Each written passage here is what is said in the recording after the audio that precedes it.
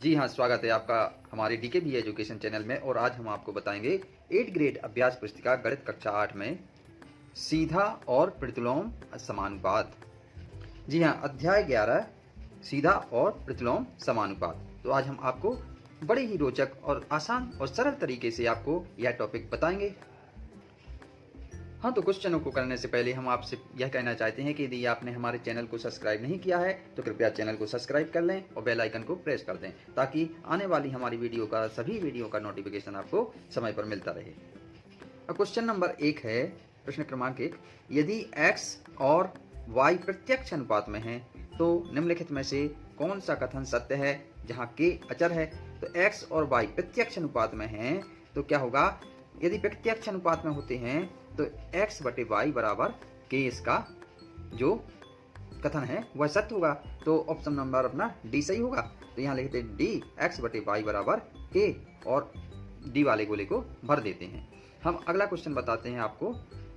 प्रश्न क्रमांक 2 है कि दो राशियां x और y परस्पर व्युत्क्रमानुपाती क्रमानुपाती निम्नलिखित में से हैं, निम्नलिखित में से किस स्थिति के लिए कही जा सकती हैं।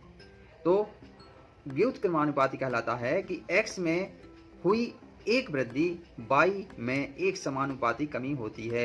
मतलब यदि x में एक वृद्धि होती है तो y में कमी होती है, इसी को व्युत्क्रमानुपाती कहते हैं। तो ऑप्शन नंबर ए सही है। तो ए में गोल टिक लगा देंगे और यहाँ लिख देंगे ए, x में हुई एक वृद्धि y में एक समानुपाती कमी उत्पन्न करे। तो ऑप्शन नंबर ए का गोला, ए नंबर के गोले को भर देंगे। अब अगला क्वेश्चन है कि निम्नलिखित में से कौन सा विचरण अनुक्रमानुपाती नहीं है। तो क्या है कि चाल बढ़ने पर समय तो अनुक्रमानुपाती नहीं होता है कि यदि चाल बढ़ते हैं बढ़ाते हैं तो इसमें समय भी बढ़ेगा, लेकिन क्या है ये अनुक्रमानुपाती नहीं होगा क्योंकि व्युत्क्रमानुपाती होते हैं। चाल बराबर दूरी बटे समय। तो क्या होता है कि यदि हम चाल को बढ़ाएंगे तो समय घटेगा, इसलिए ये क्या है अनुक्रमानुपाती नहीं होता। तो ऑप्शन नंबर ए सही होगा। तो चाल बढ़ने पर समय और ए नंबर गोले को भर लेते हैं। अब अगला क्वेश्चन है, यदि ए और बी परस्पर अनुक्रमानुपाती हैं तथा जब ए बराबर 8 और बी बराबर 12 है तो निम्नलिखित में से कौन सा ए और बी के संगत मानों का युग्म है। तो ए बराबर क्या है 8 है और बी बराबर 12 है, तो क्या होगा इसमें सी ऑप्शन सही होगा। तो यहाँ लिख देते हैं सी, 40 + 75 और सी नंबर गोले को भर लेते हैं। अब अगला क्वेश्चन है 5वां, 14 मीटर ऊंचे एक बिजली के खंभे की छाया 10 मीटर है। समान स्थितियों में उस पेड़ की ऊंचाई क्या होगी जिसकी छाया 15 मीटर है। तो क्या होगी, यदि 14 मीटर ऊंचे एक बिजली के खंभे की छाया 10 मीटर है तो समान स्थितियों में उस पेड़ की ऊंचाई क्या होगी जिसकी छाया 15। तो क्या है, यदि 10 मीटर है तो 14 मीटर बिजली का खंभा होता है, यदि इसकी छाया 15 मीटर है तो क्या होगा 21 मीटर होगा। कितना होगा 21 मीटर। तो ऑप्शन नंबर बी सही होगा। तो बी 21 लिख देंगे, यहाँ बी नंबर गोले को भर देंगे। अब क्वेश्चन नंबर 6 है, यदि मानचित्र पर 1 सेंटीमीटर वास्तविक दूरी 18 किलोमीटर को निरूपित करता है तो उसी मानचित्र पर 12 सेंटीमीटर किस वास्तविक दूरी को बताएगा। तो माना क्या है 1 सेंटीमीटर वास्तविक दूरी बराबर 18 किलोमीटर है, तब 12 सेंटीमीटर वास्तविक दूरी बराबर क्या होगा, 12 का गुणा हो जाएगा 18 किलोमीटर में। तो ये 18 किलोमीटर गुणित 12 तो आ जाएगा 216 किलोमीटर, यही अपना आंसर हो जाएगा। अब अगला क्वेश्चन है 7वां, एक पर्यटन स्थल के निकट का पार्किंग शुल्क इस प्रकार है कि यदि 2 घंटों तक यदि कोई गाड़ी रखी जाए पार्किंग में तो क्या है कितने रुपए लगते हैं, 20 रुपये लगते हैं। और 4 घंटों तक रखी जाए तो 40 रुपये लगते हैं। और 6 घंटों तक रखी जाए तो 60 रुपये लगते हैं।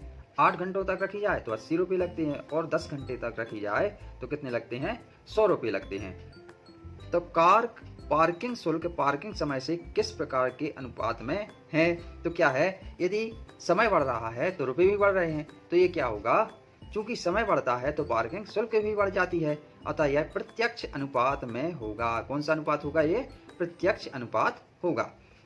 अब अगला क्वेश्चन है 8वां, रेलगाड़ी 85 किलोमीटर प्रति आवर की एक समान चाल से चल रही है तो वह 12 मिनट में कितनी दूरी तय करेगी। तो ये 85 किलोमीटर प्रति आवर की एक समान चाल से चल रही है तो वह 12 मिनट में कितनी दूरी तय करेगी। तो दिया है रेलगाड़ी की चाल बराबर क्या है 85 किलोमीटर, ये दिया गया है, तथा समय दिया गया है 12 मिनट। तो इसको क्या है प्रति हावर में है, तो इसको मिनट को हावर में बदल लेंगे।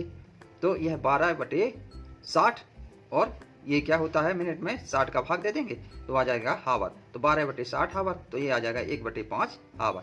तब दूरी बराबर होता है चाल गुणित समय। तो दूरी बराबर चाल गुणित समय होता है। तब दूरी क्या है, इसकी दूरी ज्ञात करनी है। तो चाल कितनी है 85 किलोमीटर प्रति हावर, और गुणित कितने समय लगता है 1/5। तो इस 5 से 85 को काट देंगे तो 17 आ जाएगा, 17 किलोमीटर। तो दूरी क्या हो जाएगी इसकी 17 किलोमीटर, मतलब 12 मिनट में दूरी तय करेगी 17 किलोमीटर। तो यही अपना आंसर हो जाएगा। अब क्वेश्चन नंबर 9वां है, यदि किसी डिब्बे के लड्डुओं को 30 बच्चों में बांटा जाए तो प्रत्येक बच्चे को 5 लड्डू मिलते हैं। यदि बच्चों की संख्या में 5 की कमी हो जाए तो प्रत्येक बच्चे को कितने लड्डू मिलेंगे। तो क्या है इसमें एक स्थिति बनती है कि यदि क्या होता है कि बच्चों की संख्या यदि ज़्यादा है तो लड्डू कम मिलते हैं, और यदि बच्चों की संख्या कम हो जाए तो लड्डू क्या मिलेंगे ज़्यादा मिलेंगे। तो यह कौन सी स्थिति बनती है प्रतिलोम समानुपात की स्थिति निर्मित हो जाती है इसमें। तो 9वें का आंसर होगा कि बच्चों की संख्या कितनी है 30 है, तब कितने मिलते हैं उनको 5 लड्डू मिलते हैं। और यदि बच्चों की संख्या क्या हो जाए 25 हो जाए तो बच्चों को प्राप्त लड्डुओं की संख्या क्या होगी x होगी। मतलब ये ज्ञात करना है कि यदि 30 हैं जब बच्चे तो 5 लड्डू मिलते हैं, और यदि बच्चे 25 हो जाएं तो बच्चों को लड्डू कितने प्राप्त होंगे। तब यह क्या है कौन सी स्थिति बनती है इसमें प्रतिलोम समानुपात की स्थिति निर्मित होती है। तो ये क्या करते हैं इसको 30 गुणित 5 बराबर 25 गुणित x। तो x बराबर क्या होगा 30 गुणित 5 और बटे में आ जाएगा 25। इसको काट देंगे 5 से काटेंगे तो 5 25 और 5 के 30 और 5 एकम 5 और 5 एकम 5, तो क्या बचेगा यहाँ 6 बचेगा। तब प्रत्येक बच्चे को कितने लड्डू मिलेंगे 6 लड्डू मिलेंगे, और यही अपना आंसर हो जाएगा। अब क्वेश्चन नंबर 10 है, यदि 18 श्रमिक किसी दीवार को 45 घंटे में निर्मित कर सकते हैं तो इसी कार्य को 27 घंटे में पूरा करने के लिए कितने श्रमिकों की आवश्यकता होगी। यदि 18 श्रमिक किसी दीवार को क्या करते हैं 45 घंटे में निर्मित करते हैं तो इसी कार्य को 27 घंटे में पूरा करने के लिए कितने श्रमिकों की आवश्यकता होगी। तो यहाँ लिख दिया कि श्रमिकों की संख्या 18 है और दीवार को बनाने में लगा समय। इस प्रकार से यह चार्ट बना लेते हैं कि श्रमिकों की संख्या 18 और दीवार को बनाने में लगा समय 45 घंटे। अब यदि श्रमिकों की संख्या क्या करना है 27 घंटों में कार्य को पूरा करना है तो श्रमिकों की संख्या क्या होगी माना x होगी। तब ये कौन सा है कि यदि घंटे कमते हैं तो मजदूरों की संख्या बढ़ती है, तो ये क्या होगा प्रतिलोम समानुपात की स्थिति इसमें निर्मित हो जाती है। तो क्या होगा 18 गुणित 45 बटे बराबर x गुणित 27। तो ये आ जाएगा x बराबर 18 गुणित 45 बटे 27। इसको काट देंगे 9 दूनी 18 और 9 ती 27। अब 3 एकम 3 15 ती 45 और 15 दूनी ये 15 बचा तो 15 दूनी 30। तो x बराबर किया गया 30। अतः दीवार को बनाने में 30 श्रमिक लगेंगे। तो यही अपना आंसर हो जाएगा। अब नंबर 11वां है, यदि नरेश 400 मीटर की दूरी तय करने के लिए 450 कदम चलता है तो 320 मीटर की दूरी तय करने के लिए उसे कितने कदम चलने होंगे। तो इस प्रकार से एक चार्ट बना लेते हैं कि नरेश द्वारा तय की गई दूरी कितने हैं 400 मीटर।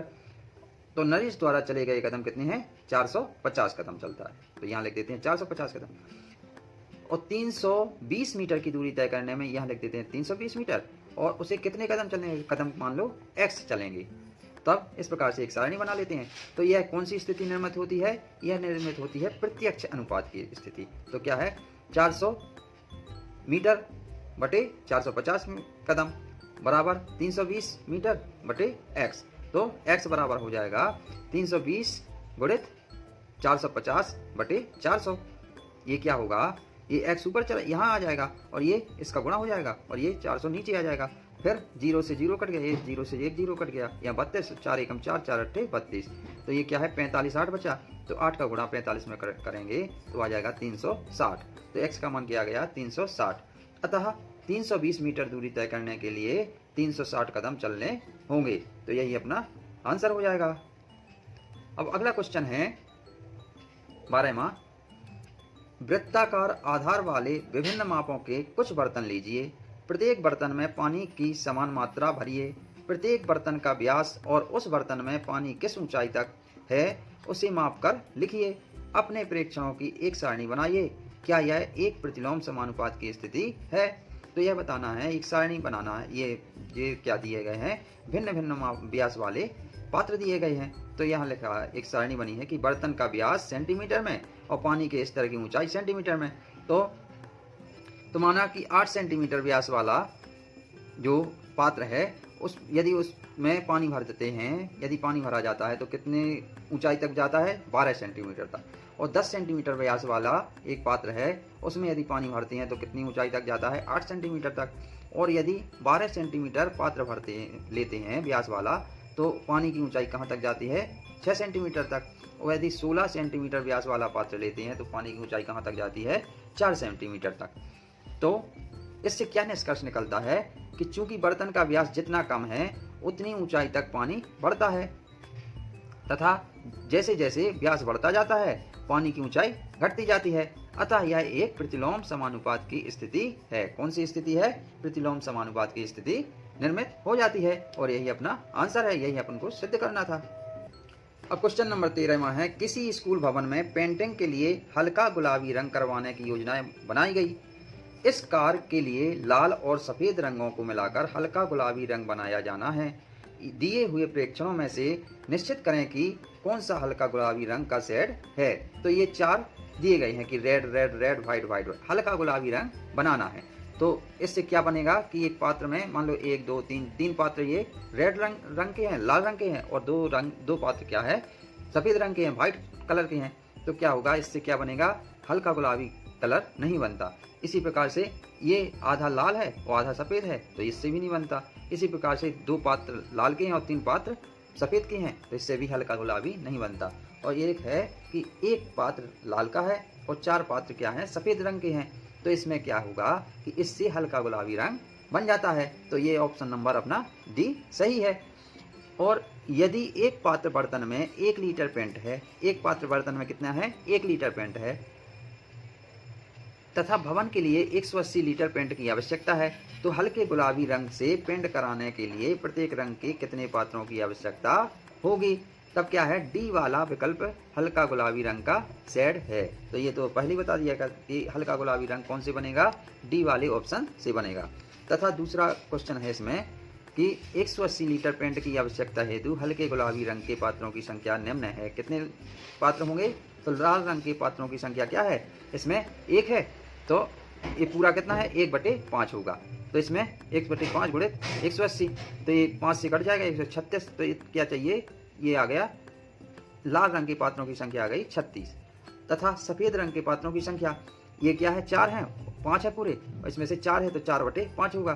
तो ये 4/5 गुणे 180, 5 से काटेंगे 36 आएगा, और 4 का गुणा 36 में करेंगे तो क्या आ जाएगा? 144। अतः 180 लीटर पेंट के लिए 36 लाल तथा 144 सफेद पात्रों की आवश्यकता होगी। तो इस प्रकार से यह पात्रों की संख्या निकाल सकते हैं, जिससे 180 लीटर पेंट हल्का गुलाबी रंग का बने।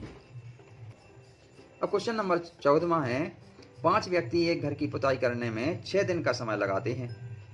तो पहला है इसमें कि कार्य प्रारंभ होने से पहले 2 व्यक्ति बीमार पड़ जाते हैं। अब कार्य पूरा करने के लिए कितने दिन लगेंगे? और दूसरा क्वेश्चन है कि एक ही दिन में पुताई करने के लिए कितने व्यक्तियों की आवश्यकता होगी? तो इस प्रकार से सारणी बना लेते हैं कि पहले क्वेश्चन के लिए पहली सारणी बनाते हैं कि व्यक्तियों की संख्या बटे समय दिनों में। तो व्यक्तियों की संख्या क्या है? 5 है, तो यह कितने दिन में पूरा करते हैं काम? 6 दिन में करते हैं। अब व्यक्ति 2 बीमार हो गए। पहला क्वेश्चन है कि 2 बीमार पड़ जाते हैं तो कितने दिन में काम होगा? तो x दिन में काम होगा। तो यह क्या है कि प्रतिलोम समानुपाती स्थिति बनती है। तो 5 का गुणा 6 में हो जाएगा बराबर 3 गुणित x। तो ये x बराबर आ जाएगा 30/3, 5 के 30 और बटे में 3 आ जाएगा, ये तो आ जाएगा 10 दिन। तो पहला क्वेश्चन हो जाएगा कि यदि कार्य प्रारंभ होने के पहले 2 व्यक्ति बीमार पड़ जाते हैं, अब कार्य पूरा करने के लिए कितने दिन लगेंगे? तो कार्य पूरा करने में 10 दिन लगेंगे। अब दूसरा क्वेश्चन है कि एक ही दिन में पुताई करने के लिए कितने व्यक्तियों की आवश्यकता होगी? तो व्यक्तियों की संख्या 5 है और समय दिनों में है 6। यदि 5 व्यक्ति लगते हैं तो 6 दिन में काम करते हैं, और यदि एक दिन में पूरा करना है तो कितने व्यक्ति लगेंगे? तो इस प्रकार से ये क्या होगा? तो ये भी क्या होगा अपना? ये प्रतिलोम समानुपाती जो स्थिति निर्मित होती है इसमें। तो 5 गुणित 6 बराबर x गुणित 1, तो x का मान आ जाएगा 5 छक्के 30 व्यक्ति। तो एक दिन में यदि कार्य पूरा करना है तो कितने व्यक्तियों की आवश्यकता होगी? मजदूरों की आवश्यकता होगी 30 व्यक्तियों की आवश्यकता होगी। तो इस प्रकार से इस क्वेश्चन को हल कर सकते हैं। अब अगला क्वेश्चन है, क्वेश्चन नंबर 15 है कि रहमान तीलियों या डंडियों का प्रयोग करते हुए एक पहिया बना रहा है। वह समान तीलियां इस प्रकार लगाना चाहता है कि किन्हीं भी क्रमागत तीलियों के युग्मों के बीच के कोण बराबर हैं। निम्नलिखित सारणी को पूरा करते हुए निम्नलिखित प्रश्नों के उत्तर दीजिए। तो ये क्या है? एक पहिया है और ये तीलियां लगी हुई हैं। तो तीलियों की संख्या जैसे 4 है तो क्रमागत तीलियों के एक युग्म के बीच का कोण 90 डिग्री बनता है, और यदि 6 है तो इसमें 60 डिग्री का बनता है, और यदि 8 है तो इसमें क्या होगा कि 8 कोण या 8 तीलियां लगती हैं, तो 8 का भाग 360 में देंगे। 8 का भाग दे दिया 360 में, तो 8 चौके 32 और 8 पंचे 40, तो कितने डिग्री का कोण बनेगा? 45 डिग्री का कोण बनेगा। इसी प्रकार से यदि 10 तीलियां हैं तो कितने डिग्री का कोण बनता है? उनके बीच में 36 डिग्री का, और यदि 12 तीलियां लगाते हैं तो उनके बीच में कोण कितने का बनेगा? 30 डिग्री का बनता है। तो इसका क्वेश्चन है पहला कि 15 तीलियों वाले एक पहिए के क्रमागत तीलियों के लिए तीलियों के किसी युग्म का कोण बताइए। तो क्या है कि 15 तीलियों वाले पहिए के क्रमागत तीलियों के युग्म का कोण क्या होगा? 360 में हमने बताया था कि पहले 8 का दिया था भाग, इसी प्रकार से हम 15 का दे देंगे, तो कितने डिग्री का कोण बनेगा? 24 डिग्री का कोण बनता है। तो पहला क्वेश्चन था कि 15 तीलियों वाले एक पहिए के क्रमागत तीलियों के किसी युग्म का कोण बताइए। तो 15 तीलियों वाले पहिए के क्रमागत तीलियों के युग्म का कोण क्या होगा? 360/15 बराबर 24 डिग्री। अब क्वेश्चन नंबर दूसरा है इसमें कि यदि क्रमागत तीलियों के प्रत्येक युग्म के बीच का कोण 40 डिग्री है तो आवश्यक तीलियों की संख्या कितनी होगी? तो दूसरा क्वेश्चन है, दूसरे का आंसर होगा कि यदि क्रमागत तीलियों के प्रत्येक युग्म के बीच कोण 40 डिग्री का है तो आवश्यक तीलियों की संख्या क्या होगी? माना x होगी। तब 40 डिग्री बराबर 360/x, तो x बराबर क्या हो जाएगा? ए ऊपर यहाँ चले जाएगा और 40 नीचे आ जाएगा, तो x बराबर 360 डिग्री बटे 40 डिग्री। 0 से 0 कट गया, 4 से 36 काट दिया, तो कितनी बार कटता है? 9। तो आ जाता है कि अतः आवश्यक तीलियों की संख्या बराबर कितनी होगी? 9 तीलियां होंगी। मतलब जिस कोण का मान दिया गया हो 40 डिग्री, तो उसमें तीलियां कितनी लगेंगी? 9 तीलियों की संख्या या 9 तीलियां लगेंगी। तो इस प्रकार से यह टॉपिक आपका समाप्त होता है। आई होप कि आपको यह टॉपिक बहुत अच्छे से समझ में आ गया होगा। हम अगले टॉपिक में आपसे फिर मिलेंगे, तब तक के लिए धन्यवाद। जय हिंद।